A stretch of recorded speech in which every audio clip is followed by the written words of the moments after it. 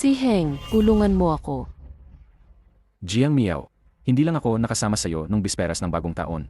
Huwag ka nang magulo. Hindi ako nagugulo. Tama na, wala akong oras para makinig sa mga gawa-gawa mo. Magniebe ngayong gabi, mahirap maglakad si Yanran. Kailangan kong samahan siya. Ko. Huwag mong kalimutan, ang binti ni Yanran ay napilayan dahil sa'yo. Kaya mong manahimik. Hindi ko kaya. Si Heng, Mamamatay ako. isang tao na gaya mong ayaw mamatay. Paano ka mamamatay?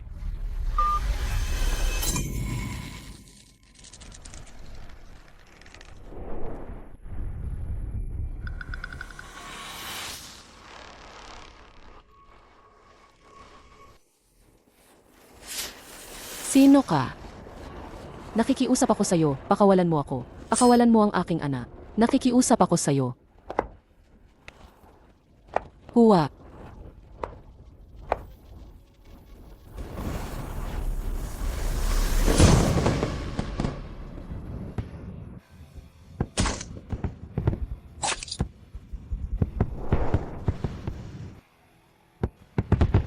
Jiang Miao.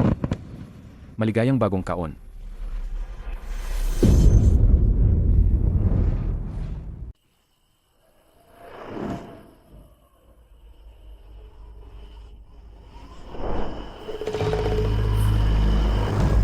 Ko.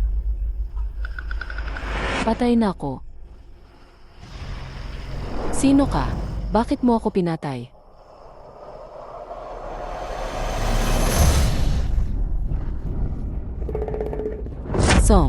Song Yanran. Ayos lang ang binti mo. Niloloko mo kaming dalawa ni si Heng. Ikaw na babae ka. Bakit ka nabuntis ng anak ni Kuya si Heng? Sa totoo lang, dapat magpasalamat ka sa akin.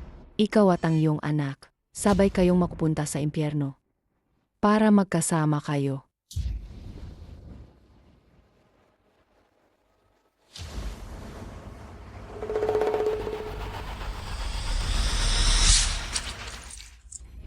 Anong ginagawa mo?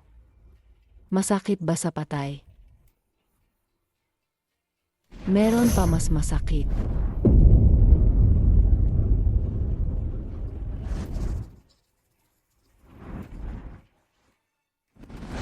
Huwa.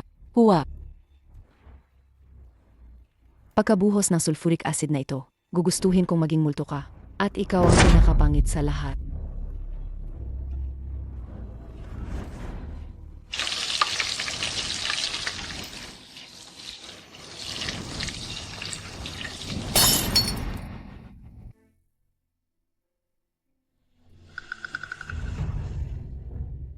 Ngayon, walang makakakilala sa bangkay mo.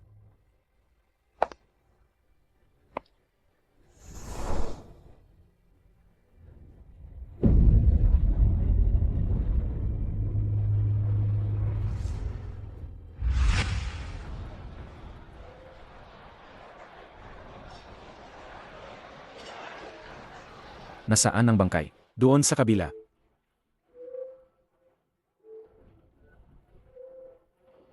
Ang biktima ay natuklasan ng sanitation worker. Malubhang sira ang mukha. Sa kanya, hindi rin mahanap ang cellphone at eye. Nacheck ko na rin ang CCT sa paligid nito. Walang impormasyong kapaki-pakinabang. Dagdag pa, buong gabi bumuhos ang nyebi kagabi. Kaya maraming ebidensya ang nasira. Phew, kailangan kong ibigay mo sa akin agad ang impormasyon tungkol sa biktima para matulungan kaming maimbestigahan ang kaso. Si Heng. Si Heng.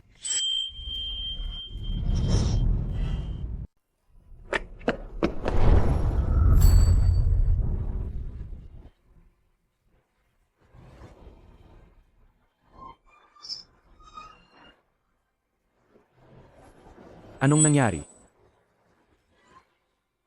Wala.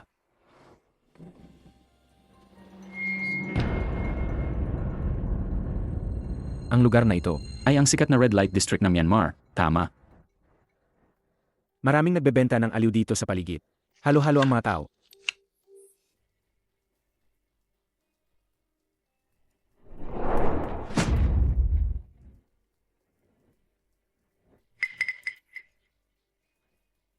Sa gitna ng gabi, nakasuot ng ganito, at lumitaw sa red light district. Malaki ang posibilidad na isa siyang popo. Maaari tayong magsimula sa direksyong ito para imbestigahan. Hindi ako. Si Song Yanran. Siya ang nagdala sa akin dito. Nagsuot ako ng ganito. Para sa date natin. Imbestigahan ko yan. May iba pa ba? Ang sanhi ng kamatayan, ayon sa paunang pagsusuri, ay paulit-ulit na pagtusok ng matalim na bagay sa tiyan, na nagdulot ng hemorrhagic shock. Ang armas ay malamang isang kutsilyo ng prutas. Para sa mas detalyadong impormasyon, kailangan pa nating bumalik para sa autopsy at karagdagang investigasyon. Si Song Yanran. Siya. Siya ang pumatay sa akin at sa aming ana. Kailan ang oras ng kamatayan? Bandang 12:00 ng gabi. Malamang, habang nagpapaputok sa bisperas ng bagong taon. Si Heng. Tulungan mo ako. Jiang Miao. Dahil lang hindi kita sinamahan sa bisperas ng bagong taon. Huwag ka nang magulo.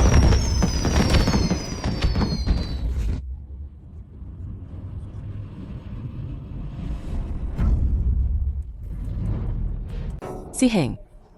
Naalala mo na, di ba? Impossible. Siguro nagkataon lang.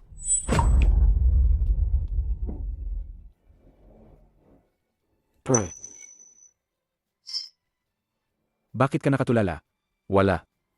Dalhin na ang bangkay sa forensic lab para sa masusing pagsusuri.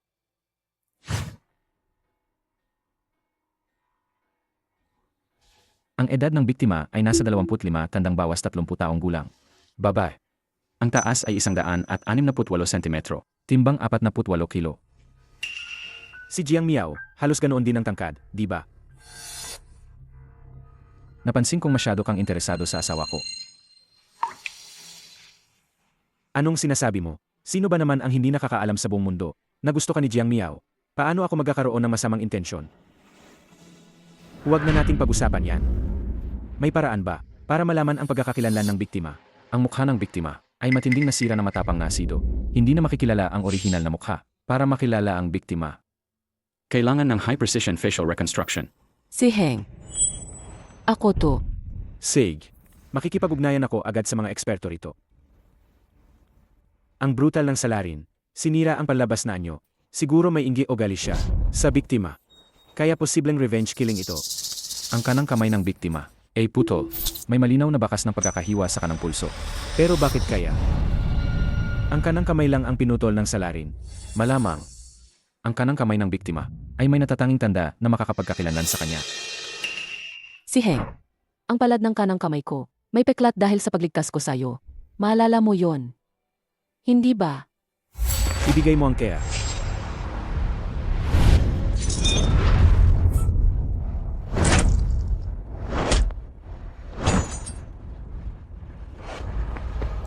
Bakit ang tanga mo? May kutsilyo na nga, sumugod ka pa rin. Kasi ayokong masaktan ka.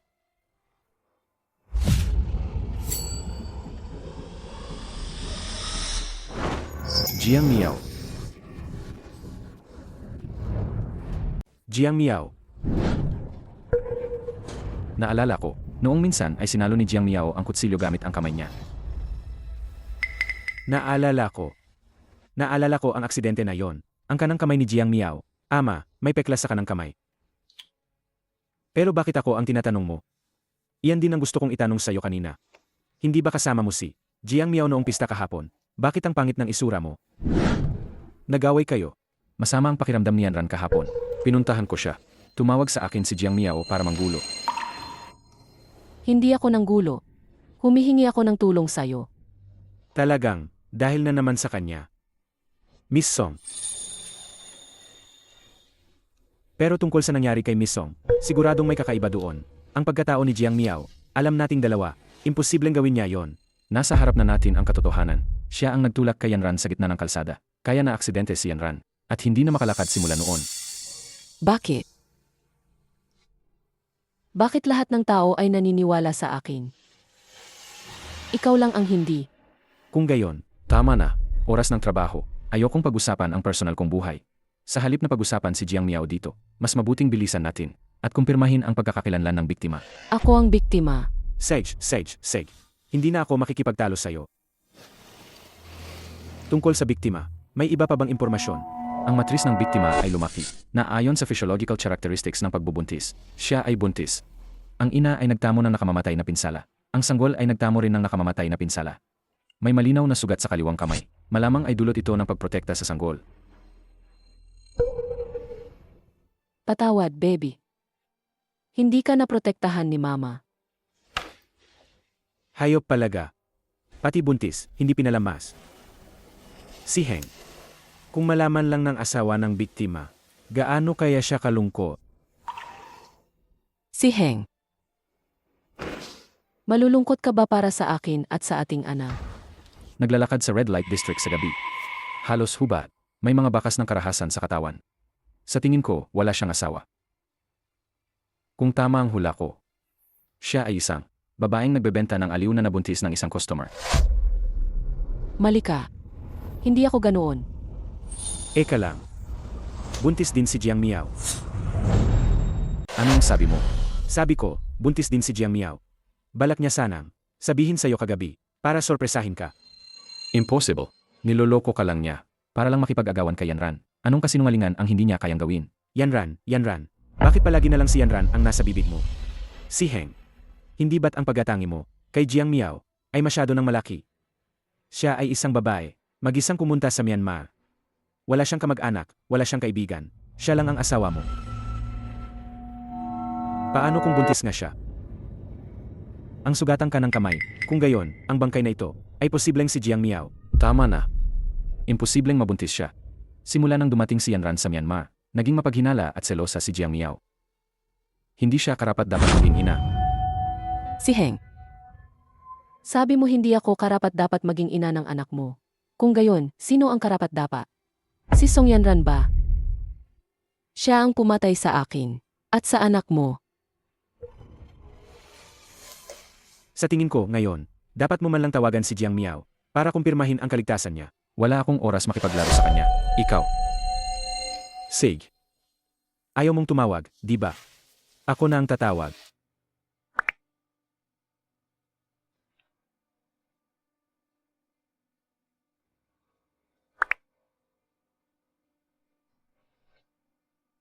Patay ang telepono. Hindi matawagan ang telepono ni Jiang Miao.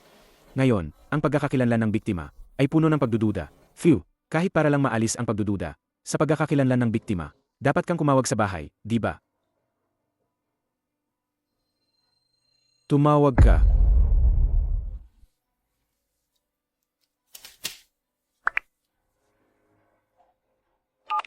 Yayawang. Nasa bahay ba ang ginang? Sinabi ni Madam kagabi na makikipag-date siya sa inyo. Umalis siya ng Siyam EM at hindi na bumalik. Sugatan ka ng kamay. Buntis. Hindi pa yun umuwi sa gabi. Phew. Paano magiging ganito nagkataon lang sa mundong ito? Si Heng. Kung alam mong ako ang patay, itatali mo ba si Song Yanran para sa akin? Magsalita ka.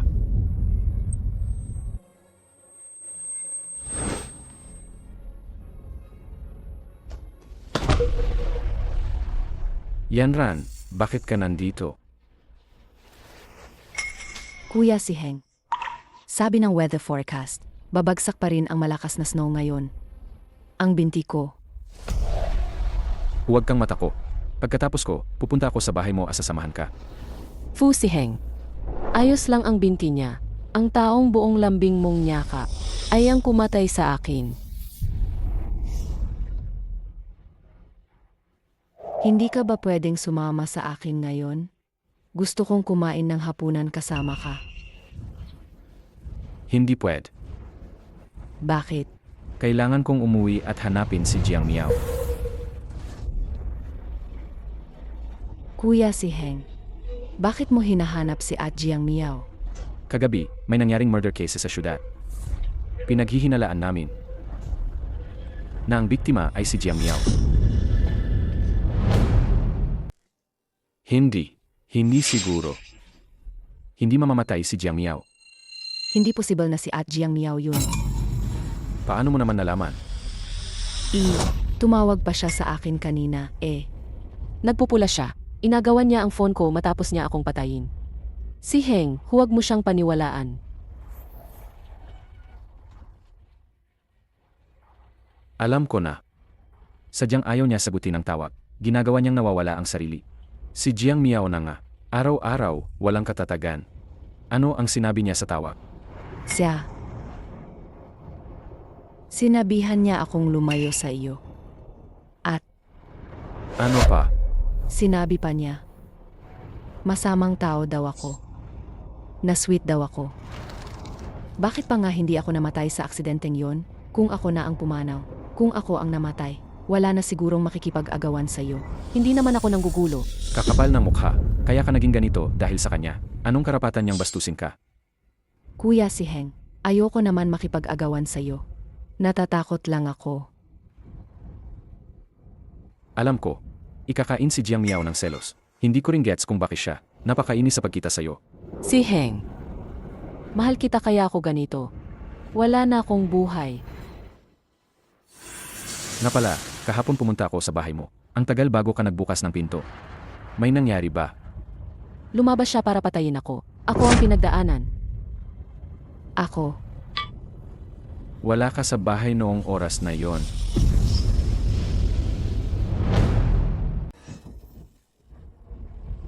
tulog ako. Hindi ko narinig ang pagkatok mo. Pasensya na. Ayos lang. Nag-alala lang ako sa kaligtasan mo.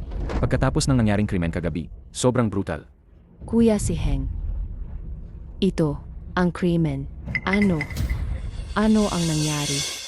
Isang buntis na babae, malupit na pinatay ng salarin. Bantis. Napaka-table. Hindi ba kasama ang asawa niya? Hindi ba siya sinamahan ng asawa niya? Nga. Si Heng. Bakit mo ako binaliwala? Para lang puntahan ang babaeng yan. Ang buntis na yan, baka nagbebenta ng aliw. Normal lang na wala siyang asawa. Hindi ako. Si Heng. Hindi mo ba alam? Sa sinasabi mo, parang pinatay mo ulit ako. Kahit pa sabihing babae sa kalye, hindi dapat ganito kabrutal. Sirain ng pumatay, ang kanyang mukha, pinutol pa ang kanyang mga kamay. Ang ganitong kalupit na kriminal, kailangan siyang mahuli agad. Ang takot ko. Kuya si Heng, may nakita na ba kayong clue tungkol sa pumatay? Ikaw ang kumatay.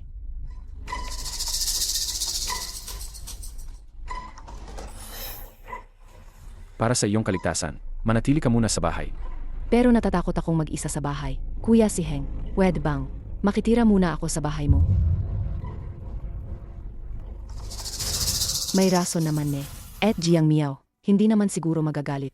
Siya ang dahilan kung bakit ka nagkaganito. Anong karapatan niyang magalit? Tara na. Uwi na tayo. AMM.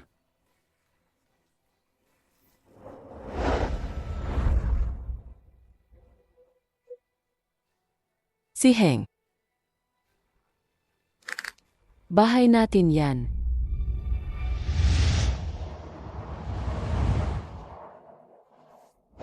Ma'am,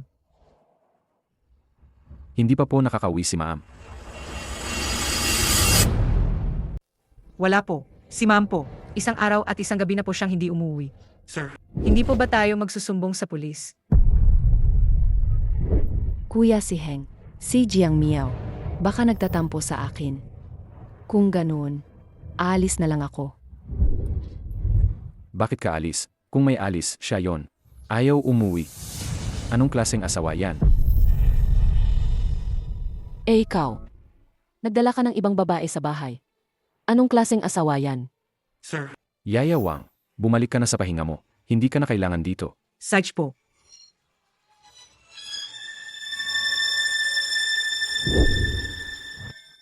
Wala si At Jiang Miao. Pwede ba akong makitulog sa'yo ngayong gabi?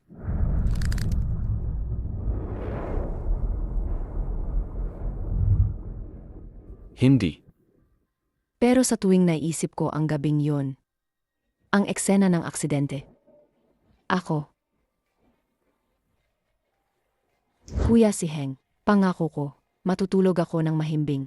Hindi kita guguluhin sa pahinga mo. Pero, Natatakot ka ba na magalit si At Jiang Miao? ayaw na niyang umuwi. Magalit man siya, o hindi, anong pakialam ko. Dito ka na matulog sa master's bedroom ngayong gabi.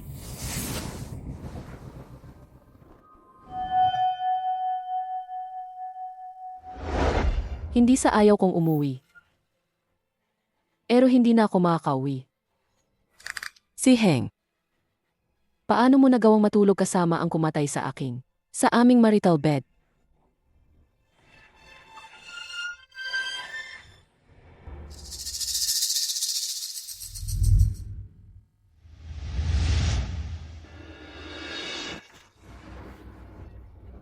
Jiang Miao. Panalo ako.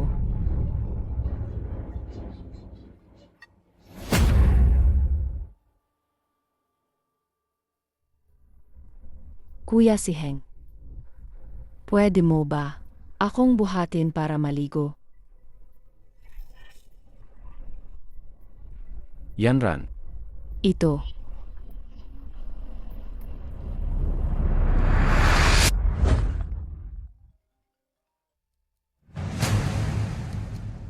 ano? Dumating na ang face reconstruction expert. Sige. Pupunta ako doon ngayon. Kuya si Heng. Magaling ba ang face reconstruction technology? Bakit mo naman tinatanong iyan? Curious lang ako. Hindi ba't sinira na ang mukha ng biktima? Ang sulfuric acid, kaya pa ring ibalik.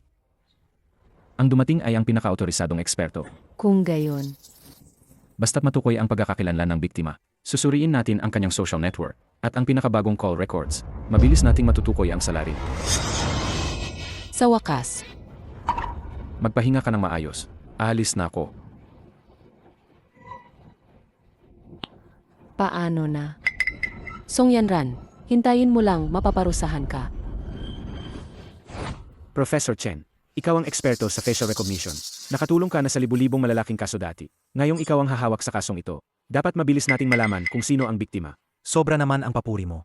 Sandali lang. Salamat. Eye skull, anterior aspect. Kung malalaman mong ako ang namatay, at si Song Yanran ang salarin, ano kaya ang magiging reaksyon mo? Kaninong wallet yan? Ay, akin pala. Ang ganda naman ng asawa nyo. May litrato pa. Si Jiang Miao ang naglagay niyan nang walang paalam. Nakalimutan kong alisin. Alisin? Bakit? Nakontak mo ba siya ngayon? Hindi sumasagot sa text, hindi rin sinasagot ang tawag. Lalo siyang nagiging unreasonable. Kung kaya niya, huwag na siyang umuwi kailanman. Ikaw talaga. Kung yan ang gusto mo, hindi na ako makakabali. Nagtagumpay. Si Heng, malalaman mo na lang, hindi kita niloloko.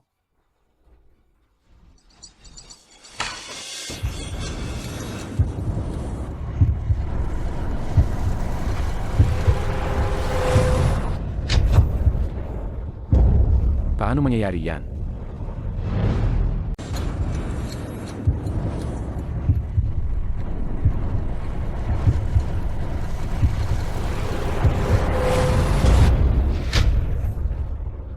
Jiang Miao. Paano mangyayari yan? Hindi. Impossible. Paano magiging siya? Si Jiang Miao, napakavain na babae. Paano magiging siya ang pangit na bangkay na to? Pero ang katotohanan ay mas malakas kaysa sa salita. Ano? Ang biktima ay kakilala nyo? Ang asawa ni Forensic Dr. Fu. Oh. Ito. Professor Chen. Mali lang ang pagkakakilala nila. Di ba? Ang daming magkamukha sa mundo. Paano magiging si Jiang Miao yan? Fu, wag ganyan. Hindi yan. Si Heng. Makinig kayo sa akin. Ako ay nagtatrabaho sa 2E Image Reconstruction. Sa loob ng mahigit 20 taon, batay sa nakaraang karanasan, ang overlap rate ng imahe na ito sa asawa ni Forensic Dr. Fu ay Hindi siya. Di ba? Aray. ang rate ng pagtutugma ay 79%. Ang biktima. Ay malamang ang iyong asawa. Bibigyan kita ng isa pang pagkakataon. Ulitin mo nga ang sinabi mo. Fu, anong ginagawa mo? Kumalma ka lang.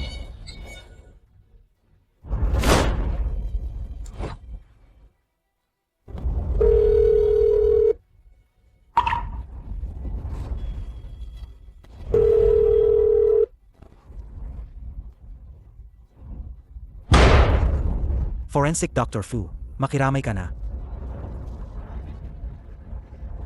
Hindi pa patay ang asawa ko. Bakit ako makikiramay? Si Heng, Hindi patay si Jiang Miao. Mingde. Magsalita ka. Hindi patay si Jiang Miao. Si Heng, ngayon ay nawawalan ka ng kontrol. Dahil ba salong ko? Dahil ba mahal mo ako? Pero kagabi, nang humingi ako ng pulong sa'yo, bakit hindi ka naniwala sa akin?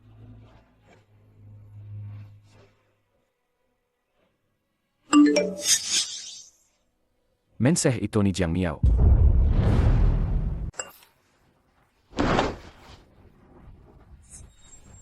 Menseh ito ni Jiang Miao.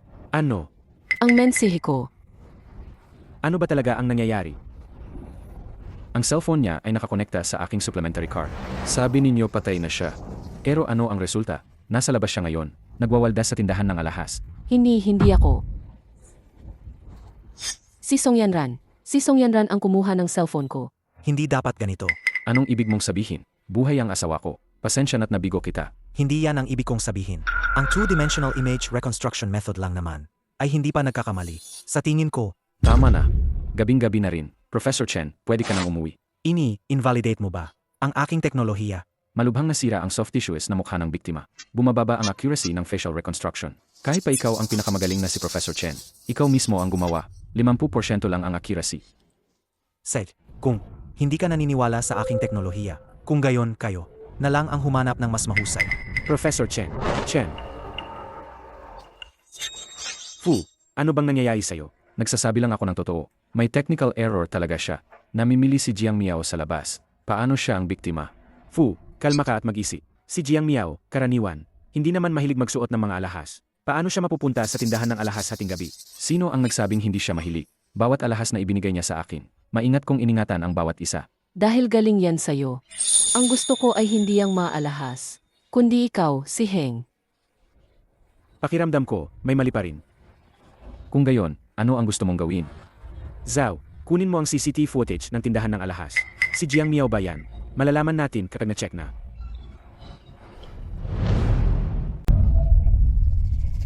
Kung hindi si Jiang Miao, sino pa kaya?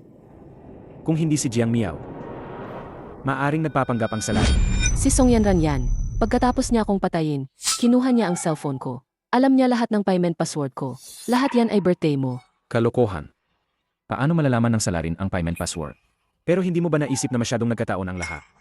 Ang pagkawala ni Jiang Miao, ang nasugatan ka ng kamay, at ang napakaparehong mukha. Tama na. Ang nagkataon ay nagkataon lang. Isa pa. May utang pa si Jiang Miao kay Yanran na isang pares ng binti. Kailangan niyang tubusin ang kasalanan niya habang buhay. Huwag siyang umasang makakatakas sa pamamagitan ng pagpapakamatay. Fu si Heng. Kaya pala nalungkot ka kanina. Hindi dahil mahal mo ako, kundi dahil natatakot kang kapag namatay ako. Hindi ko na matutubos ang kasalanan ko kay Song Yanran. Gusto mo ba talagang mamatay si Jiang Miao? Anong sinasabi mo? Dati pa, binigyan ko na ng diin. Ang biktima ay malamang na. Isang babaeng nagtatrabaho sa Red Light District. Hindi ako ganyan. Baka naman masyado siyang malandi, kaya siya pinatay. Hindi ako. Si Heng. Respetuhin mo ang patay. Yan ang iyong profesional na pamantayan. At moralidad bilang isang forensic pathologist. Ngayon na nilalait mo ang patay. Karapat dapat ka pa ba sa profesyon mo? Ipinahahayag ko lang ang aking opinyon. Dati mo ring sinabi, ang salarin ay may matinding galit sa biktima. Dito, walang ganoon kagalit kay Jiang Miao. Paano wala? Kung gayon, sino? Song Yanran. Ano ang pinag-usapan ninyo?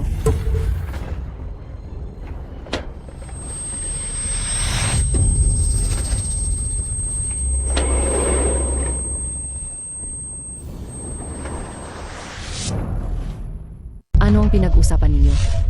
Bakit kasama ang pangalan ko? Song Yanran. Naglakas loob ka pa rin pumunta sa Biriao. Yanran. Hindi ka ba takot sa aso sa tapat ng bahay ko? Bakit ka mag-isa lumabas? Kuya si Heng. Yang asong yan, kapag nakita akong ngayon, napakabait na. Napakalamig ng suot mo nang umalis ka. Nag-aalala akong lalamigin kapag uwi mo. Wala na naman si Yayawang sa bahay, kaya naglakas loob akong dalhan ka ng jacket. Hindi ka naman siguro magagalit, di ba? Salama. Pero, huwag ka nang magdala uli. Ayaw ni Jiang Miao na may pumapasok sa master bedroom. Dinala mo na nga siya sa bahay. Pakialam mo pa ba kung gusto ko o hindi? Dinala mo na nga siya sa master bedroom. Fu. kung hindi pa rin babalik si Jiang Miao sa loob ng ilang araw. Ang may bahay ba ng pamilya Fu ay papalitan na. Asawa ko si Jiang Miao. Babalik siya. Nagkakamali ka. Hindi pa nahahanap ang pumatay. Nag-aalala si Kuya si Heng sa akin mag-isa. Kaya niya ako pinatira doon. Song Yanran, ikaw ang kumatay. At ang asawa ko. Nag-aalala pa sa isang mamamatay tao. Napagod ka siguro sa kaso, no? Nagdala ako ng prutas. Wala kaming kutsilyo dito para balatan. Ayoko.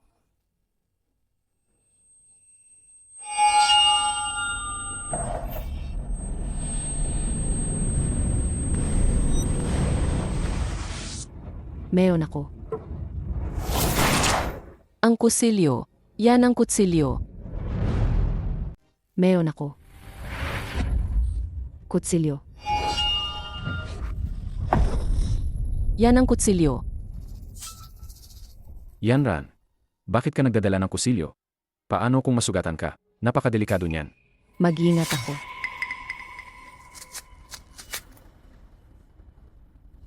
Kuya Mingde, gusto mo? Huwag. Hindi ko kayang kangapin ang prutas na yan galing sa pamilya Song. At saka, pakipalitan mo ang tawag mo sa akin. Nag-iisa akong anak sa bahay. Wala akong ugaling mag-ampon ng kapatid. Ikaw, Kuya si Heng. Kumain ka na lang.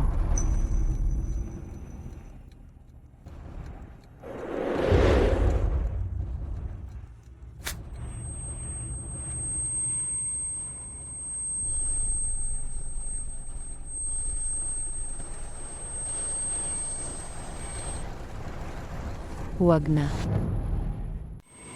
Huwag na.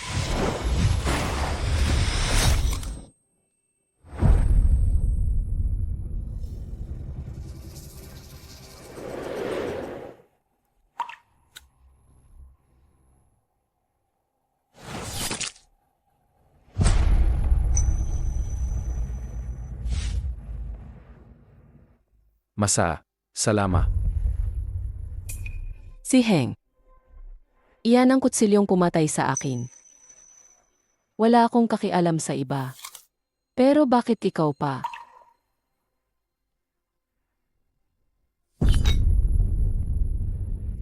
Nga pala, hindi ba may expert na darating ngayong gabi para sa facial reconstruction?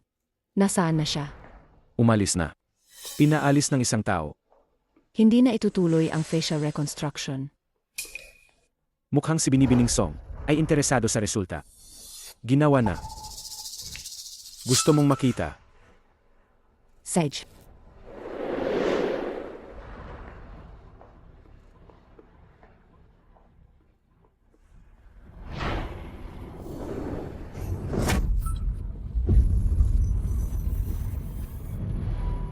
Ano sa tingin mo? Mukhang pamilyar ba? Nakilala mo ba? Song Yanran. Ngayon natatakot ka na. Bakit ang careless mo? Sa tingin ko, hindi yan careless. May tinatago ka lang. Mingde, tama na. Bakit ka nagkakaganyan sa isang larawan? Paano naging si Jiang Miao? Impossible. Napakabait niya. Paano siya papatayin?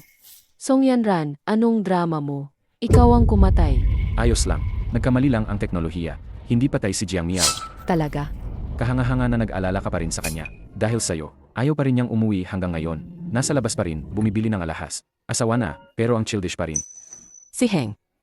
Sana totoo ang sinasabi mo. Sana nag-shopping lang ako. At hindi tayo pinaghiwalay ng kamatayan. Si Heng. Hindi pa dumarating ang CCTV footage ng jewelry store. Paano mo nasabing si Jiang Miao yan?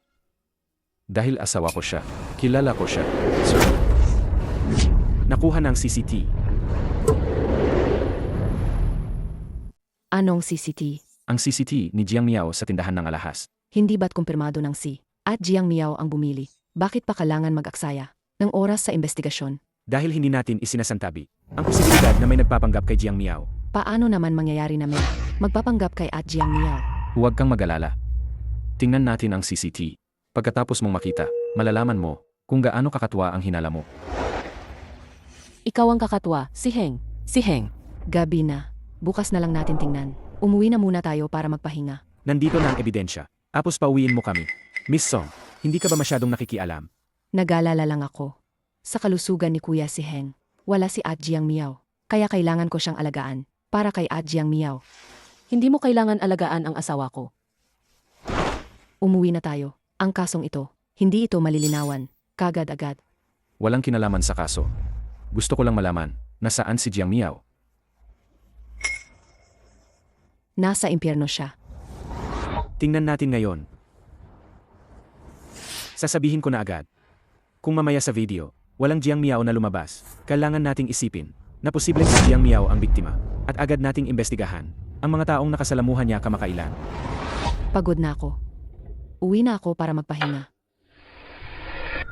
Ikaw na mamamatay tao, huwag kang umalis.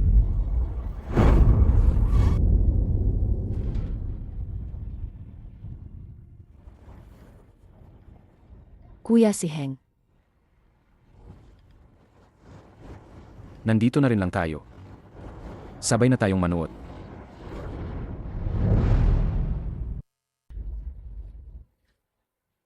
Alam kong mabait ka. Nag-alala ka sa kanya. Mabuti na ring makita mo para mapanatag ka.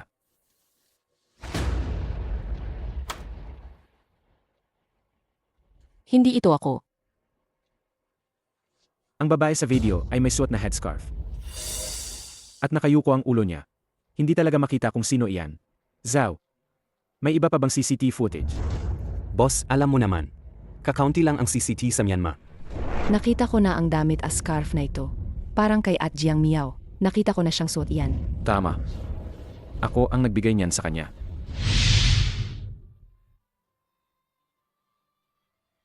Maganda ba? Hindi naman malamig sa Myanmar ngayon. Bakit biglang naisipan? Magregalo sa akin ng coat at scarf. Bagay sa iyo ang suot mo. Salamat, Hon. Dati napakagandang regalo.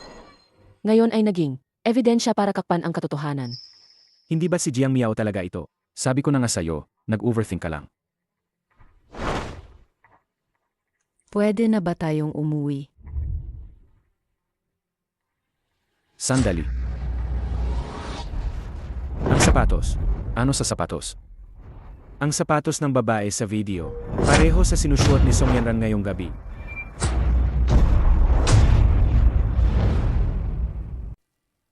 Ji-song. Ikaw yung babae sa video, di ba? Magsalita ka. Kuya si Heng, pinagdududahan mo pa rin ako. Galing sa bahay ko hanggang sa presinto. Dadaan nga sa jewelry shop. At tama naman ang oras kung ikalkula. Yanran, Hindi. Hindi ako pumunta sa jewelry shop. Bakit ko pa sisimulang magpanggap na si Jiang Miao? Dahil ayaw ng salarin na malaman na si Jiang Miao ang bangkay, kaya sinadyang gumawa ng pekeng. Ilusyong buhay pa rin siya. Ibig mong sabihin, si Jiang Miao ang namatay. Ako ang salarin. Masyado kang lumalagpas. Kung gayon, paano mo ipapaliwanag ang sapatos na suot mo sa paa? Ako. Magaparehong sapatos. Hindi ba normal yon? Hindi normal. Ang sapatos na, yan ay limited edition. Isa lang ang ganyan sa buong Myanmar. Gusto ng asawa ko niyan, pero hindi ko siya mabilhan. sa pagkakaalala ko, wala rin ganyang sapatos si Jiang Miao. Song Yanran. Tingnan natin kung paano ka magpapaliwanag ngayon. Ako. Teka. Bago nyo ako paghinalaan, hindi ba may nakalimutan kayong isang napakasimpleng katotohanan? Ano? Ang mga binti ko ay walang pakiramdam. Sabi ng doktor, habang buhay na akong hindi makakatayo. Paano ako makakakilos? Tulad ng nasa CCTV footage.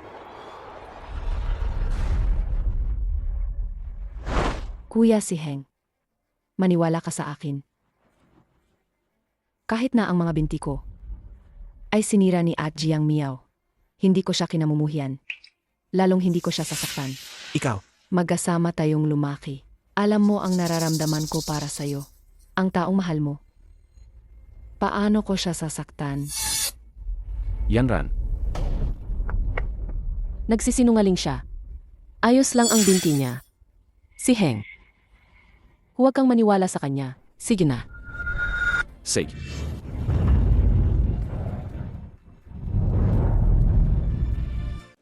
Sige, Yanran, naniniwala ako sa iyo. Nadiagnose na ang binti ni Yanran sa ospital. Imposibleng siya ang taong nasa CCT. Ang record ng pagpapa-ospital ni MS Song. Susuriin ko ulit. Ayaw mo pa rin akong paniwalaan? Ang ebidensya lang ang pinaniniwalaan ko. Kuya si Heng. Huwag kang matako. Inosente ka. Hayaan mong imbestigahan niya hanggang magsawa siya. Sir, ang telepono. Ito ang anting-anting na binigay ko sa kanya. Pagkatapos naming lumipat dito, Talaga bang si Jiang Miao? sinabi ko na sa iyo dati. Umalis siya sa bahay para lang inisin ako. Sana lumamig na ang ulo ni At Jiang Miao at umuwi na kagad. Huwag na tayong mag-alala sa kanya. Song Yanran. Dahil sa iyo, nawalan ako ng pagkakataong umuwi. Kung bukas naman ang telepono niya. Tatawagan ko na siya ngayon. Huwag. Bakit ka nagapani? Gabing-gabi na. At Jiang Miao. Siguro nakapagpahinga na siya. Sige, tawagan mo. Para tigilan na niya ang pag-abala. At umuwi na.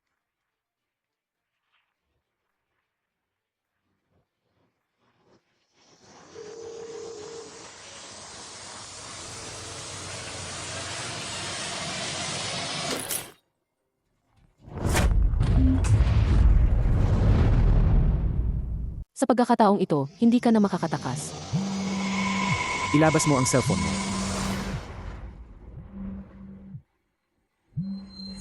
Ilabas mo.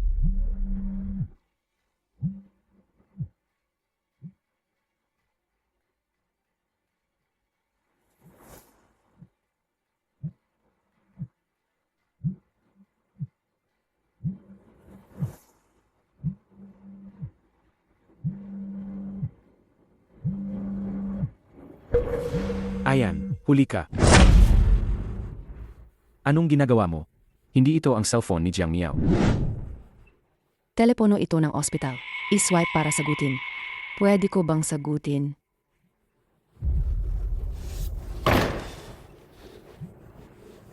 Sagutin mo. Hindi ako ganoon katanga.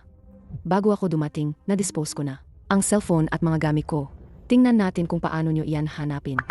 Bakit ganyan? Malinaw na ang katotohanan, nasa harap na. Bakit? Si Yao Mingde, kung paulit-ulit mo itong gagawin, ang pahirapan ang isang babaeng may kapansanan sa binti. Sobrang-sobra ka na. Pero kutob ko sa bagay na ito. Pwedeng umasa sa kutob sa pag-iimbestiga. Kuya si Heng. Anong sabi ng doktor? Pinapunta ako ng doktor sa ospital bukas para sa follow-up check-up sa binti ko. Kasalanan lahat ito ni Jiang Miao. Sasama ako sa iyo bukas. Ang bait mo. Ayos lang ang binti niya. Si Heng, huwag kang maniwala sa kanya. Hanggang dito na lang tayo ngayon. Ginawin si Yanran. Ihahatid ko muna siya pauwi.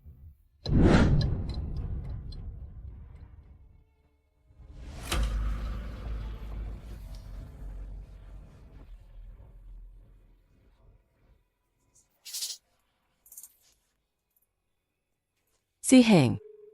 Ang lamig-lamig ko rin.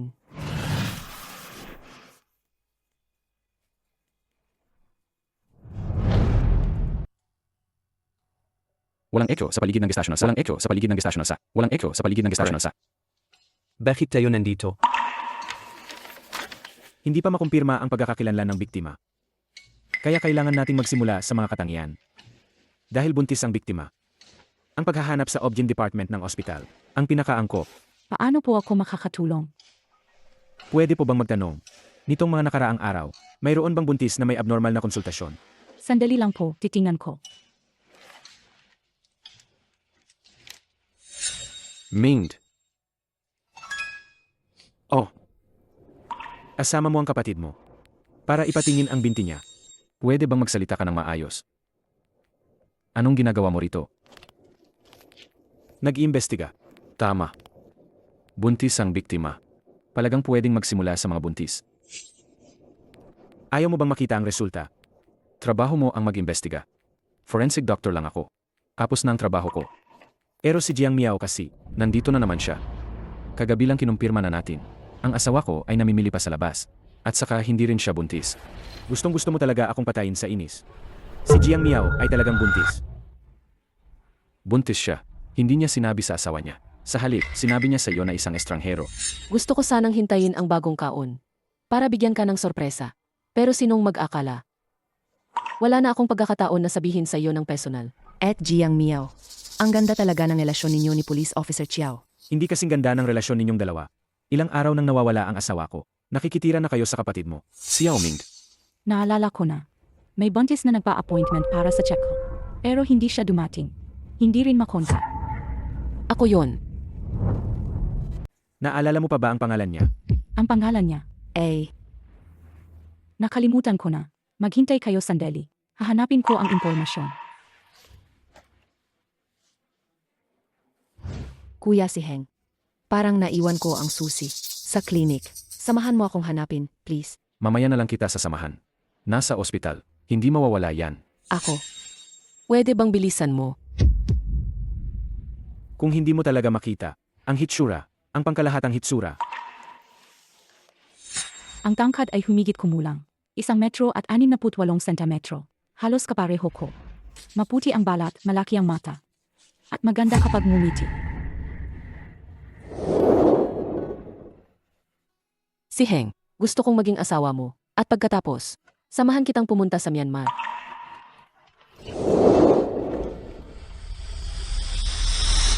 Bilisan mo. Sage. Nakita na. Chen Xiaoling. Hindi tama. Ang impormasyon sa susunod na pahina ni Chen Xiaoling ay akin.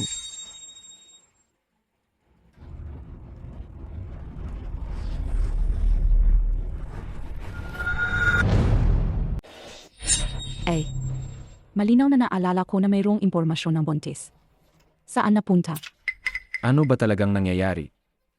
Ang impormasyon ng buntis na iyon, nawawala. pati ang Diyos ay nasa panig ko. Jiang Miao. Ibig sabihin, Dapat kang mamatay. Ang susunod na pahina ay akin.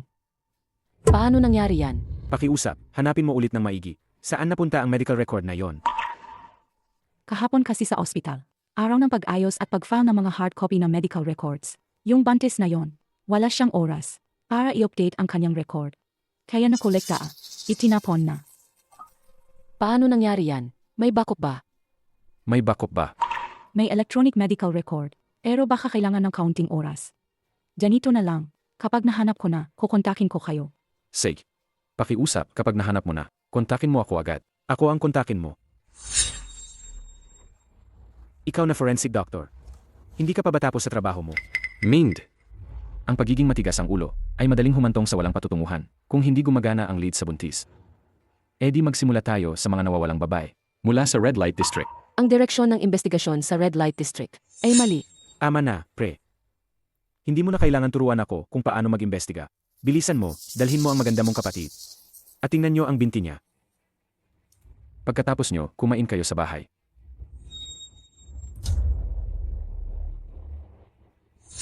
Huwag kang umalis. Buho. Galing kay Fu ito. Ipadala sa forensic unit.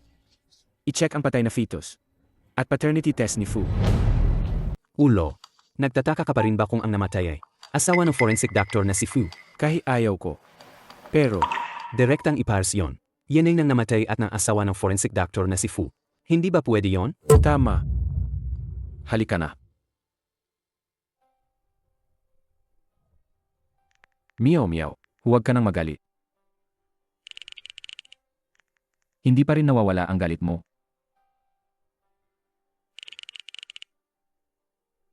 Jiang Miao, tama na, sige na, sige na.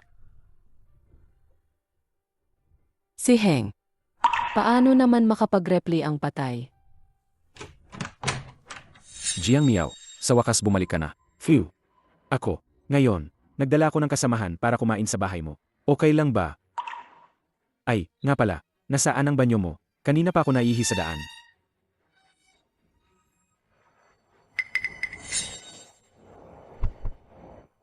Dr. Fee.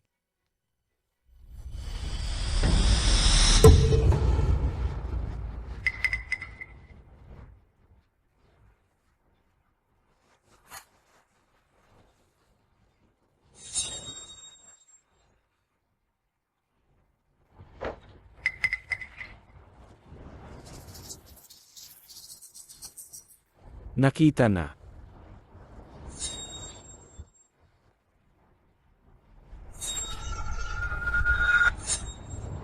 Pulis Chow. Anong ginagawa mo? Pupunta lang naman ako sa banyo.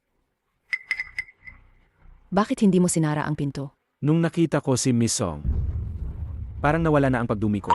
Anong ibig mong sabihin? Hoy! Huwag kang gagalaw. Mag-ingat ka. Yung pilay mong paa. Bumalik ka sa tamang oras. Kain na.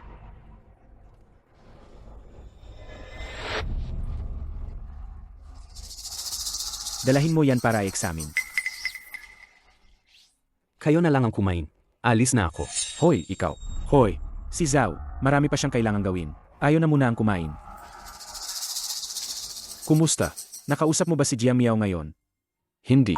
Hindi niya sinasagot ang telepono. Ayaw na rin niyang umuwi. Si Heng, nanito lang ako. Pero hindi mo na ako makikita. Sir, handa na ang sabaw. Tama na. Huwag na nating pag-usapan siya. Kumain na. Dahan-dahan, mainit yan.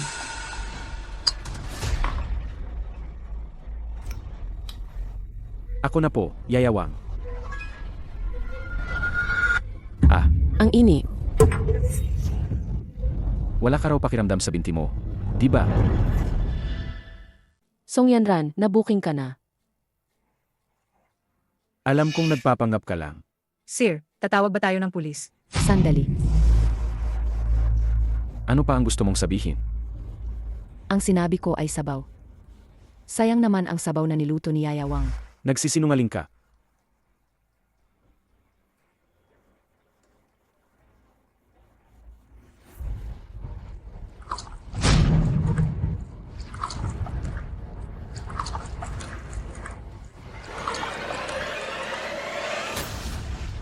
Lumpo ang binti ko. Hindi ko na nararamdaman ang sakit. Paumanhin. Song Yanran, para lang may tago ang katotohanan. Talagang gagawin mo ang lahat. Yanran, hindi mo kailangang patunayan ang sarili mo ng ganyan. Ayoko lang na pagdudahan mo ako. Yayawang, samahan mo si Yanran para mag-ayos. Sarge po.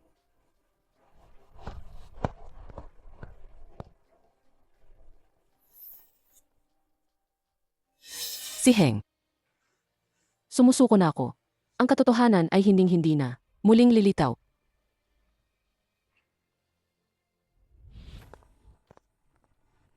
Tapos na tayong kumain at uminom.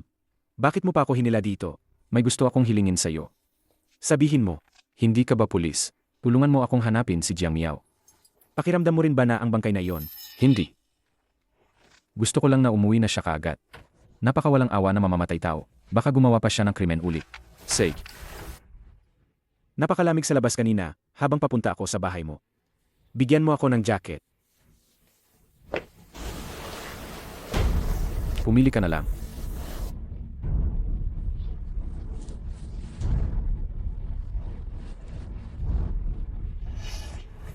Phew. Ang jacket na binigay sa iyo ni Song Yanran kahapon. Dito rin niya kinuha, hindi ba? Bakit? Napataas ng hanger na ito. Naka-wheelchair siya. Paano niya nakuha ang jacket?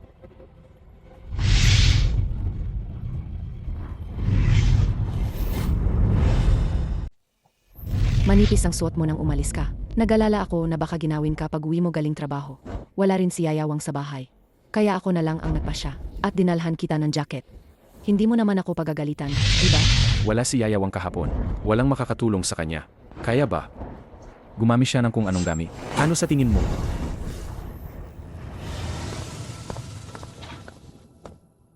Aalis na ba si Police Officer Chiao?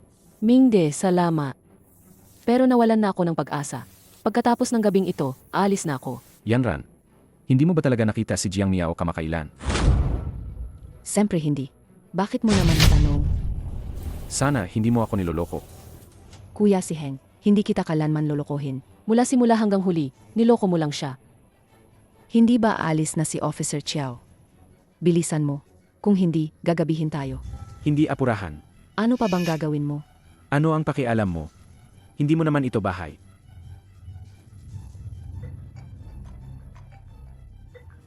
Narito.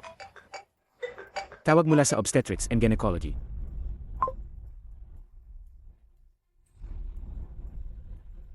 Nahanap na ba ang nawawalang buntis? Ano ang pangalan niya? Jiang Miao. Ano ang sabi mo ang pangalan niya? Jiang Miao ang mihaw na munti. Unti-unting lumalaki. Ang pangalan ng kamag-anak na nakarehistro. Fu si Heng.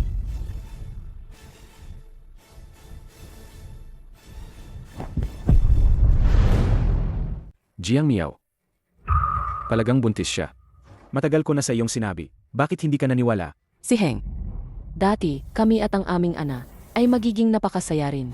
Kung gayon, siya. Kung gayon, hindi dapat umalis si At Jiang Miao sa bahay. Bilang isang buntis, nasa labas siya. Napakadelikado. Tama. Bakit hindi siya nagpa-check up sa buntis? Bakit hindi siya umuwi? Kasi patay na ako. Si At Jiang Miao talaga. Ang tigas ng ulo. Tumahimik ka.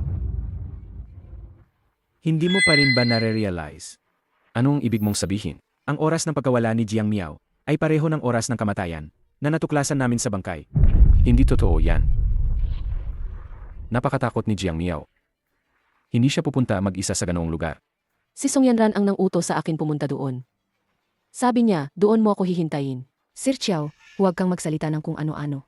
Nagsasabi ba ako ng kung ano-ano? Malalaman mo mamaya. Sir, Lumabas ng report. Ito ang ENA test ng sanggol ng biktima at ng iyo, si Heng. Ikaw, Handa ka na ba sa mental na paghahanda? kahit pa buntis si Jiang Miao, hindi siya maaring ang biktima.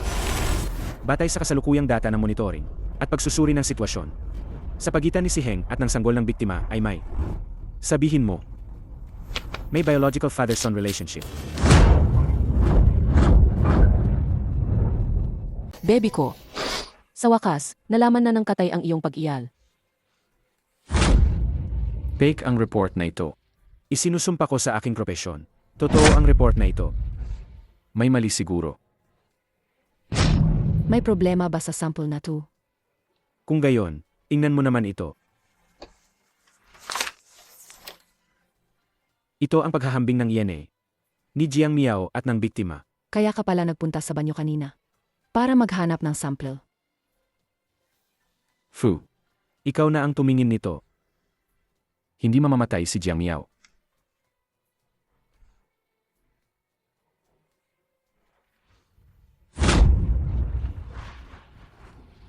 Halos 100% ang posibilidad. Huwag mo nang lokohin ang sarili mo. Hindi. Hindi ito mangyayari. Paano mamamatay si Jiang Miao? Si Heng. Mamamatay ako. Ikaw na napakahalaga sa buhay mo. Madali ka bang mamamatay? Sa gitna ng gabi, nakasuot ng ganyan. Lumabas sa Red Light District. Malamang ay isang babaeng nagbebenta ng aliw. Lumabas sa Red Light District sa gabi. Nakasuot ng malaswa. At may mga bakas ng karahasan sa katawan. Sa tingin ko, wala siyang asawa. Kung tama ang hula ko, siya ay isang babaeng nagbebenta ng aliw na nabuntis ng customer. Uy. Isa akong halimaw. Anong ginawa ko? Meow meow. Huwag mo akong iwan, please. Nagkamali ako. Bumalik ka na, Jiang Miao. Si Heng. Sa wakas ay nalaman mo na. Ngunit ako, hindi na makakabalik pa. Ang kaluluwa ni At Jiang Miao. Tiyak na ayaw kang makitang malungkot ng ganyan. Kuya si Heng. Magpakatatag ka. Mula ngayon, sasasamahan kita. Sasasamahan mo ako. Hindi ikaw si Jiang Miao. Wala akong ibang gusto, kundi ang Jiang Miao ko. Pero patay na siya. Alam mo ba, noong gabi na pinatay siya, tinawagan pa niya ako para humingi ng tulong. Akala ko, dahil sinamahan kita, kaya nagtatampo siya at niloloko ako. Patawad. Sana, hindi na lang napilayan ang binti ko.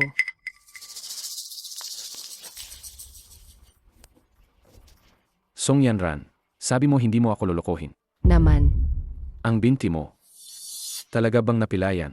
ikaw. Anong ibig mong sabihin sa sinabi mo?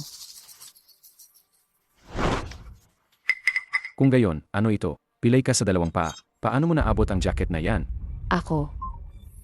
Gumamit ako ng patpa. Saan ka kukuha ng patpat sa bahay? Ako. Ganito lang ako. Hinila ko lang at nahulog na ang damit. Espesyal ang hunger. Kahit anong hila mo, hindi yan babagsak. Kuya si Heng. Mahalaga ba yan? Mahalaga. Song Yanran, bago ako dumating, sinuri ko ang medical records mo. Ang doktor na nag-opera sa binti mo noon, kumuha ng malaking halaga ng pera, nagpalit ng pangalan, at lumipat ng bansa kasama ang asawa at anak.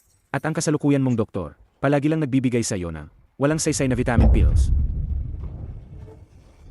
Kaya, hindi ka naman pala pilay. Ang aksidente noon. Ikaw ang naglano, di ba?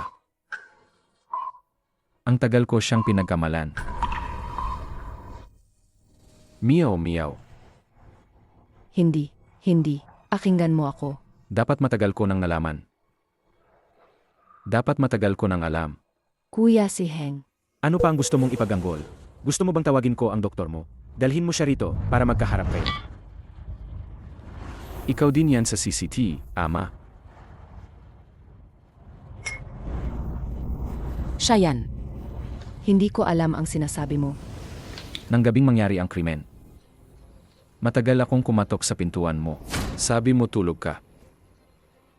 Pero nasa red light district ka, di ba? Kuya si Heng. Pinaghihinalaan mo bang ako ang pumatay kay Ed Jiang Miao? Miss Song, nakuha namin ang call records ng biktima. Nakita naming tinawagan mo siya ng gabing mangyari ang insidente. Narinig mo ang sinabi niya. Song Yanran, mas mabuting magsabi ka ng totoo. Bakit ko siya papatayin? Dahil gusto mong agawin ang asawa niya.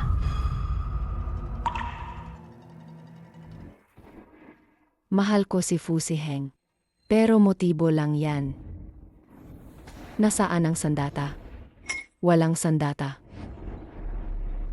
Paano ninyo ako huhusgahan?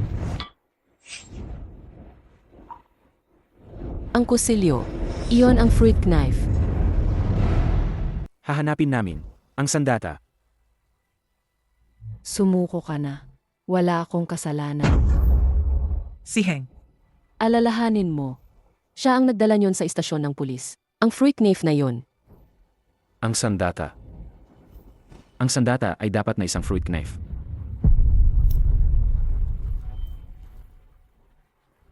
Mayroon ako.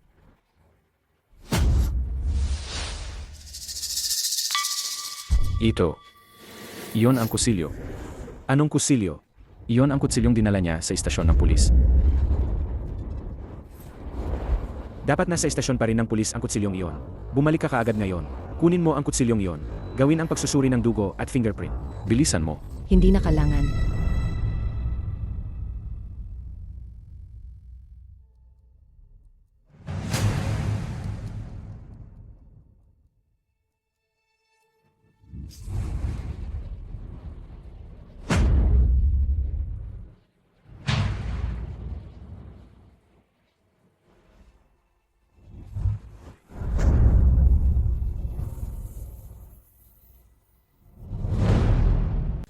Talagang nagpapanggap ka lang.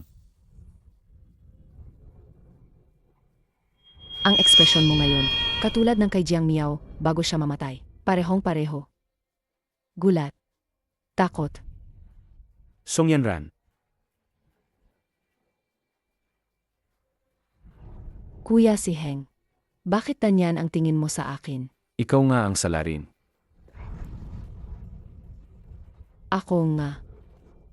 Nasaan ang kamay ni Jiang Miao? Saan mo itinago ang kamay niya? Naalala mo pa ba? Ang aso sa labas ng bahay mo. Ang asong yon, kapag nakikita ako ngayon, napakabait na. Mas madaling paamuhin ang aso kaysa sa tao.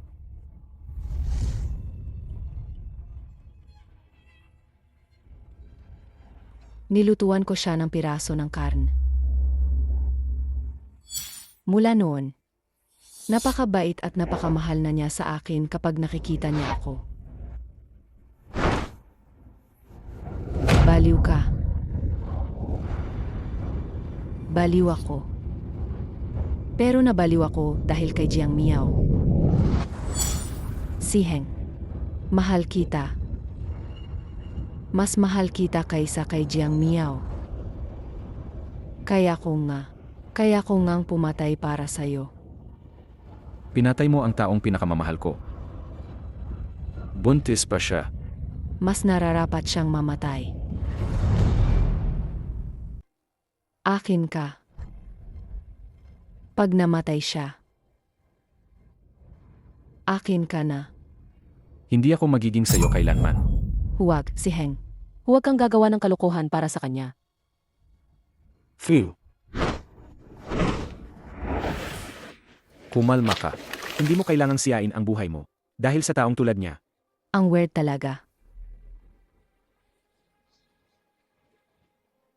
Bakit kahit anong gawin ko, hindi mo pa rin ako mahal? Ang pag-ibig mo ay hindi exemption sa parusa. Mananagot ka sa batas. Walang sinuman ang makapagpaparusa sa pag-ibig ko. Ika lang. Si Heng. Ano ang gusto mong gawin ko? Gusto kong mamatay ka. Sige.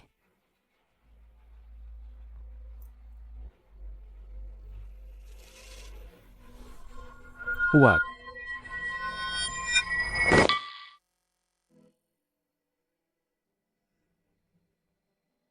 Si Heng.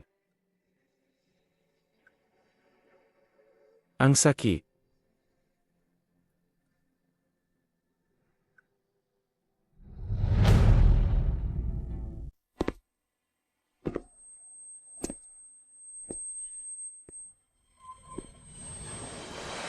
Jiang Miao. Masyado akong mapagpangga. Nagbayad ako para sa iyo, pero ayaw kong maniwala na wala kang kasalanan. Hindi ko sineseryoso ang sigaw mo para sa tulong sa desperasyon, at unti-unti kitang itinulak sa kamatayan.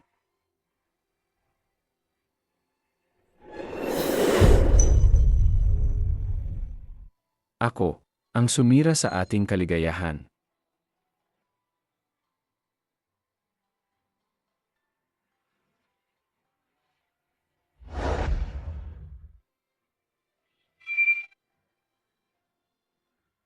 Nakalimutan kong sabihin sa iyo, ang mga litrato sa wallet, palihim kong inilagay. Gusto ko lang makita ka ulit kapag namimiss kita.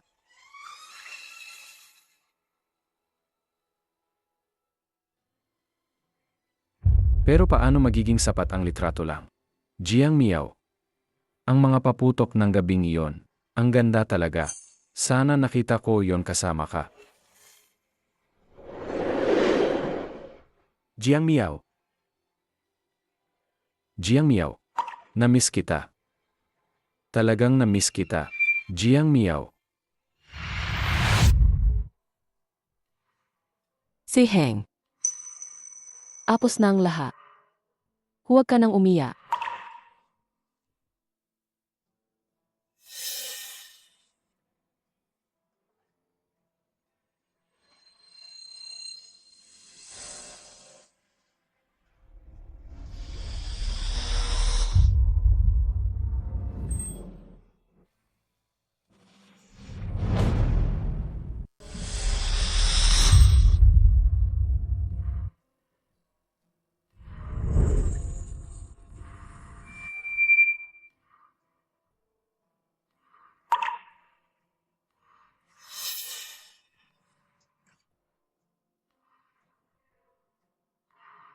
Nakikita mo na ako.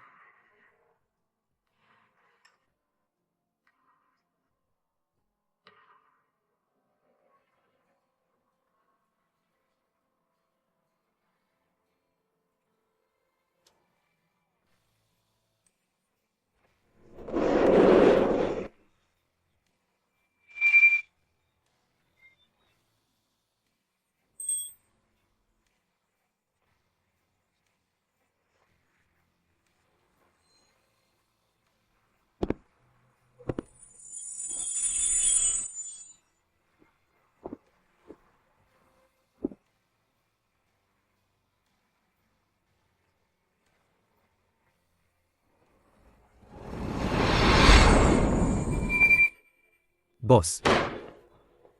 Boss, nabalitaan kong nagpakamatay talaga si Forensic Dr. Fu. Sa autopsy room pa. Boss, magtrabaho ka ng maayos. Huwag kang sismosa.